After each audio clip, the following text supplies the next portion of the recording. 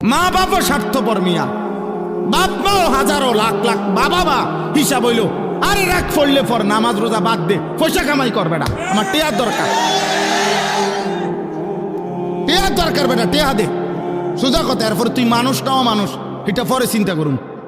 কিসের নামাজ কিসের আল্লাহ খোদা, আমার টেয়ার দরকার, টেয়া দে।